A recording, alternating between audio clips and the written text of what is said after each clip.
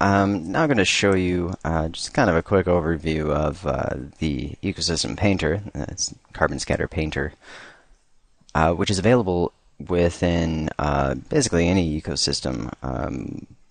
You'll find a direct access to the painter as part of the global ecosystem, which is a little bit different than other ecosystems because it doesn't rely on any specific object to paint or store the population. So there are restrictions because of that.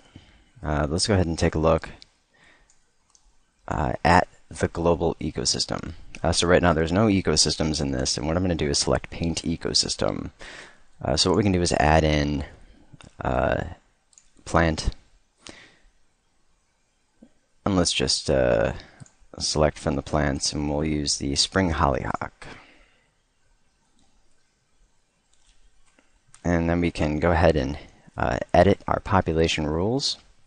So we can change and basically set anything up like we would for a populated ecosystem, with the exception that the populate button is not available. So this is something where if you wanted to populate it, you couldn't. The global ecosystem is for basically painting only, although you can set up a lot of the same functions and use the population rules to apply to the objects. So I'm going to add another plant in here, and we'll go ahead and select the sorrel species. Now, one thing I like to do first, sometimes when loading in a new plant, is to use the single instance mode just to get an idea of the scale. Not always necessary. I am going to go in. I'm going to just change these a little bit larger than they would normally be. So 0.2 for the scale. I am going to go ahead and change the geometry quality of these just down to low to free up some resources. So we can go ahead and click and paint in these objects. These are very, very small. A little hard to see, so maybe I'll go ahead and increase the scale a little more. Now, because I do have the population rules selected, I reached a point where it said it couldn't create an instance, and it came up with this pop-up just saying that the reason the instance wasn't created was because of the population rules. I'm going to go ahead and just don't show the message again. Switch over, going back to the single instance. If we take a look all the way in the bottom of the Painter menu, there's two options. It says Paint What? A bit of everything, which is going to select just randomly from the list of the ecosystem population, or only the selected item. So we can select one specific item, switch to another one, and paint it in. So that's a way to select which thing or which items you want to paint in. If we take a look at the direction from the surface, right now it's set closer to vertical, and what I want to do is bring that more towards perpendicular, so it conforms more to the object I have in here. And that way we can have it rotate around. So our other painting that we can do, and I'm going to switch to a bit of everything, which is just going to kind of grab randomly. By default, it's going to be a fairly close population between objects. So if we have to, what we can do is use the limit density. Now this density is basically equal to a population density amount. So we can change that to 20%. And in some cases, it looks like that's too small of an amount. We weren't really seeing any instances. Sometimes it's controlled by the amount of polygons that you're painting on. But basically with this global ecosystem, we can paint on anything in the scene.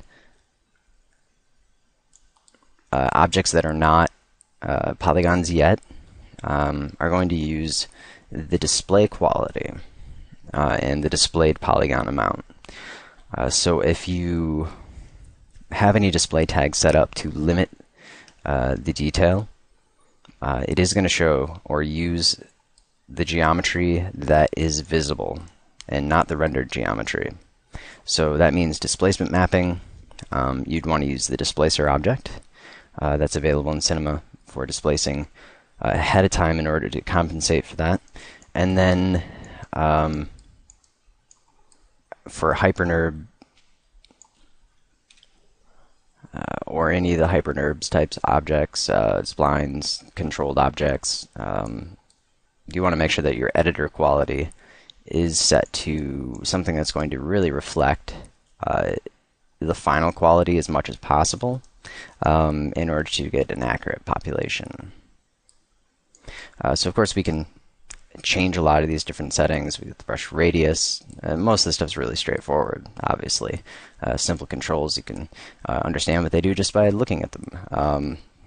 Obviously the brush flow, we can modify the scale of the overall ecosystem, so everything in the list. Using the population rules, we can go a bit further and control some additional settings. So we could also set up variable density functions and overall scaling. The more options you have for controlling the ecosystem population rules, the more system resources it's going to take to calculate that ahead of time for basically everything in the scene, if it allows you to do that. In some cases you'll find that if something is just too complex, it won't even let you really use the population rules.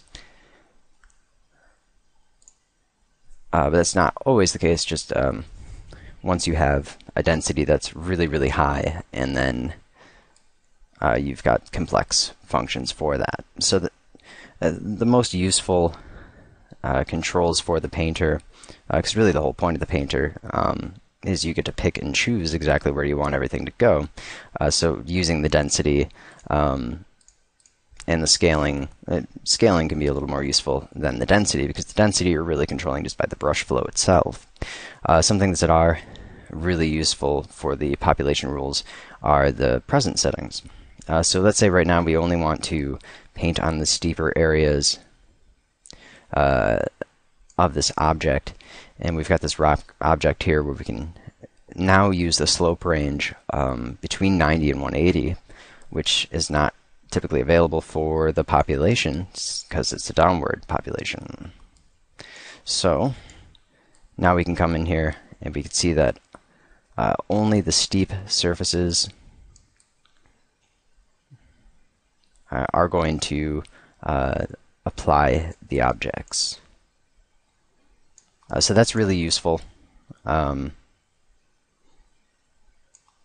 I do want to note, the more complex the geometry is within the scene and what you're trying to paint on, because what it kind of does ahead of time is takes and evaluates the geometry.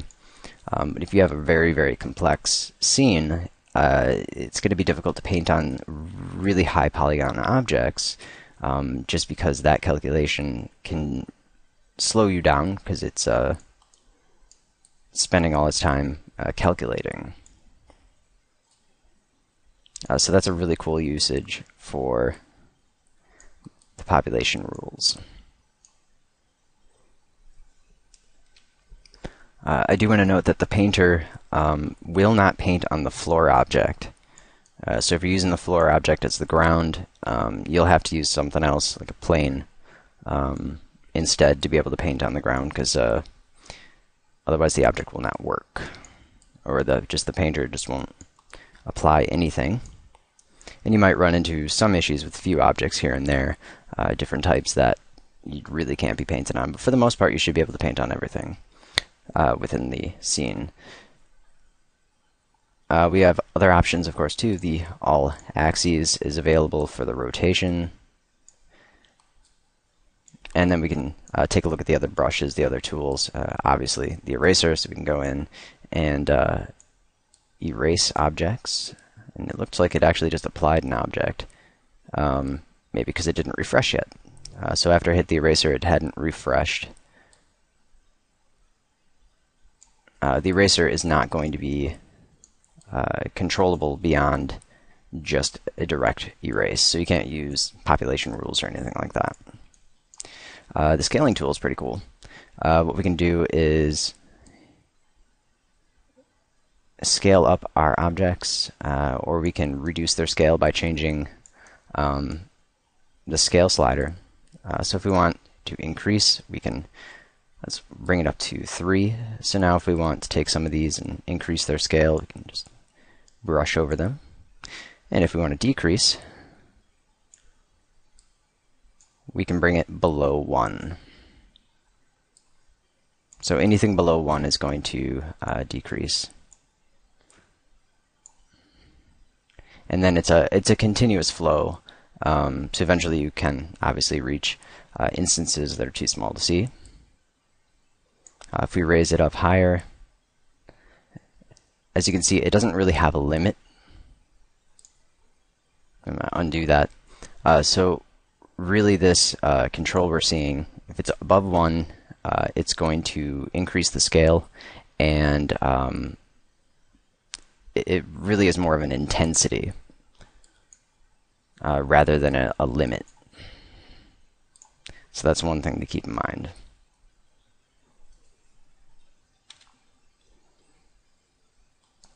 So now that ecosystem that we have is part of the global ecosystem, which means it's not connected to any specific object. If we grab the rock object, this rock I have in here, and move it, you can see that the instances stay in the same place, and that's because they're not connected to the object because it wasn't using the populate object command. Now the populate object command, I'm going to go ahead and select the landscape. We're going to just populate a quick ecosystem. And grab, actually we'll go ahead and grab a tree. Use a maple tree. Now we can populate it. As we can see, we can also open the painter. So this way what we can do is set up a populate object command, and then also go in and paint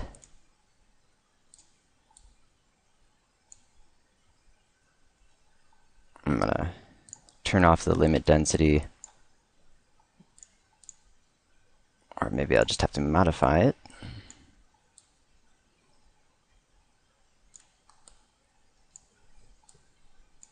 And then one thing to keep in mind is that the total instances is going to include populated and painted instances. If we clear it, then everything is cleared.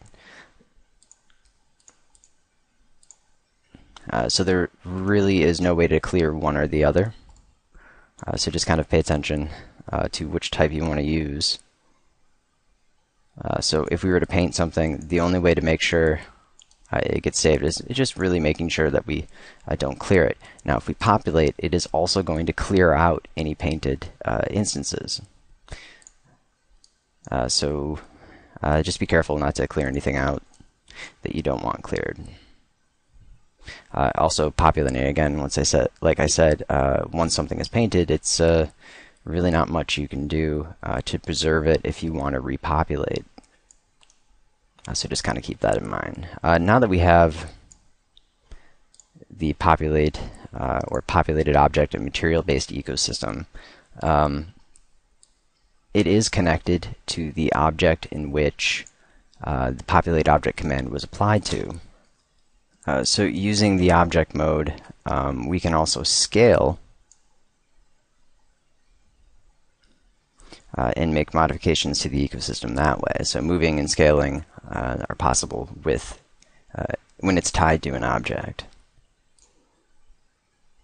If if you go to render, we're going to see that everything is showing up correctly, so it will move and be modified that way. You do want to work with the object mode and not the model mode when you are making modifications like this. If you make any modifications to the model itself, in this case we have the landscape, so we could change the seed.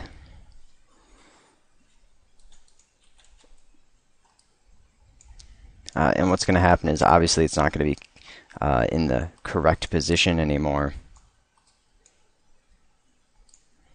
because the model itself changed. The instances are still there at the moment.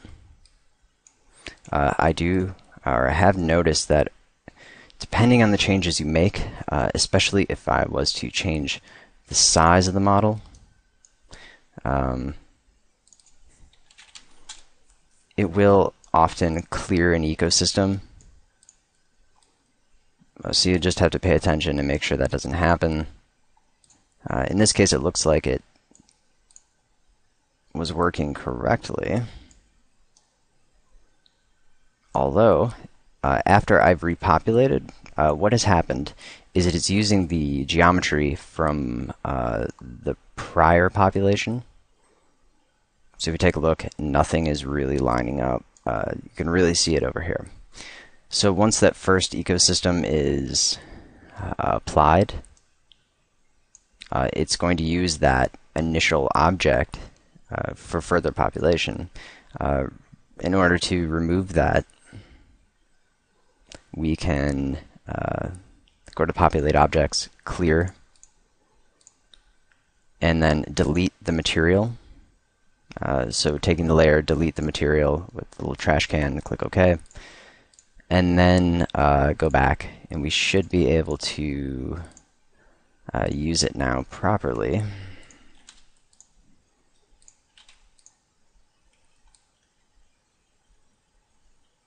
And it still looks like it is using the old geometry because it has not refreshed yet. So far, the only way I know of getting it to force a refresh is to clear all ecosystems, but obviously then we lose the painted ecosystem.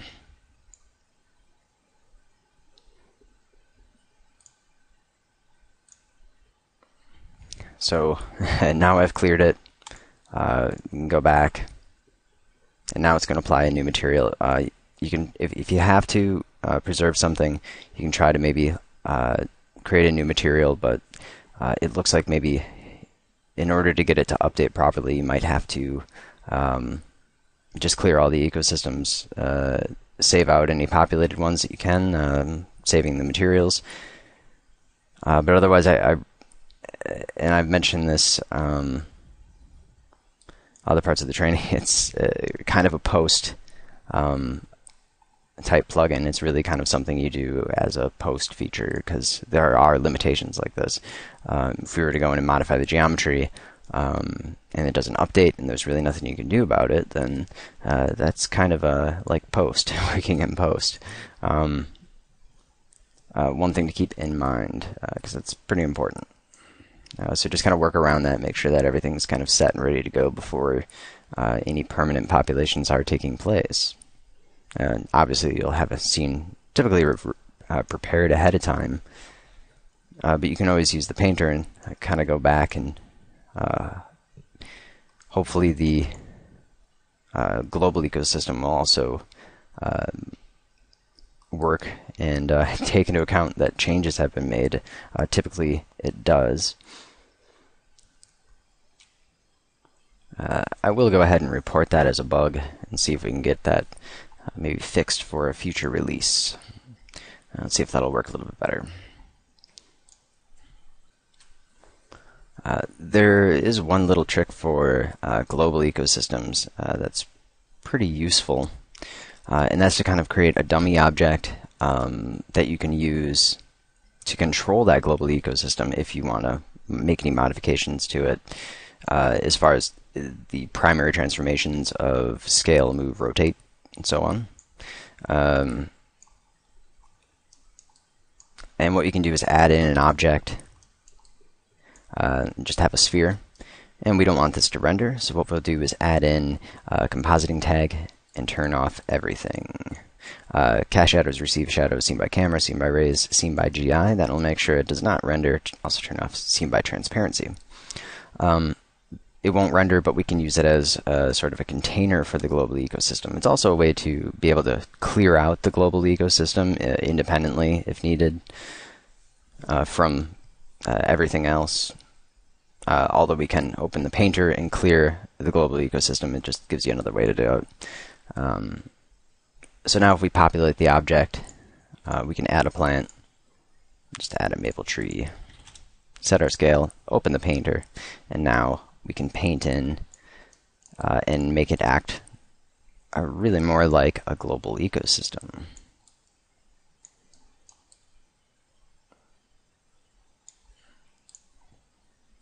So we can click OK, and now if we select that sphere in the object mode, we can move it up and down, we can scale it. So that can sometimes be more preferred to have a kind of container object for the global ecosystem. And always a good idea to modify naming, in this case that sphere, ahead of time, what its use is. That it is a global ecosystem, because no tags are created within Carbon Scatter for any object. So that does make it difficult to remember what's what when you go ahead and load something in at a later time. It's a good idea to put that stuff in ahead of time. And the reason I say change the name before painting is because I did manage to crash the program in another part of the training by changing a name. So just changing a name of an object after it's already had a carbon scatter applied to it in an ecosystem can cause some issues. So just make any notes ahead of time. Could always, of course, add a null object that says maybe CA pop, so carbon scatter population, and then add that to the object. That would also work without causing the crash, and that way you don't need to name anything or set up layers. Layers shouldn't affect anything, assigning any layers to objects, although changing the name will. So you might want to make sure too that there's no duplicate names, although Cinema is really good about doing that automatically. Before I showed how Carbon Scatter was not updating when you made changes to a model, I did find a way to preserve any other ecosystem and be able to assign new materials and account for the new geometry and the changes. So let me show you that. First one I'm going to do is add in just a plant and create an ecosystem. Okay, so now we have an ecosystem assigned, and we're going to change the model. So what I want to do is just make a modification. I change the seed, and let's change the scale of the landscape object. So now we have a new set of geometry, and if I go back, select the object to populate, it is going to use the old model. So in order to change this, I did find a way to set this up. And what you do is you switch to the model mode, and any changes made to the model mode are independent of the ecosystem. So what I can do is say scale it, and then Control Z and undo it, and what it does is completely clears the ecosystem. So granted, it's a bug because maybe you just wanted to use the model mode to scale it, but that's why I was saying to use the object mode and not the model mode to scale, because it is Carbon Scatter set up for object manipulations and not model manipulations in order to modify the ecosystem. But now when we go into the population options, you can see we have an entirely new material. We can add in a plant, populate, and it's going to use that updated geometry because basically it cleared out from the memory the other geometry. So as long as you make your modifications that you do want to keep with the object mode, and go ahead and scale it and undo, it'll keep the population. And changes made to the model mode, within the model mode or the model itself, and undoing them will clear the ecosystem completely. So because this does add an advantage, I'm gonna not report it as a bug, because that's going to be incredibly useful. So I suggest you keep it and not report that DE on either, because that way if you need to update, you can. And like I said, everything works if you use the object mode for manipulations and then undoing them. If you do make a change to the model by accident, then you're just going to have to set everything kind of back where it was before. And I know that you don't always know what it was at before, and you can't match the numbers, but that's why saving can help. Other than that, you should be alright. And if we could just get them to maybe fix the bug where it's just not recognizing the update to the model itself, then that'll take care of itself.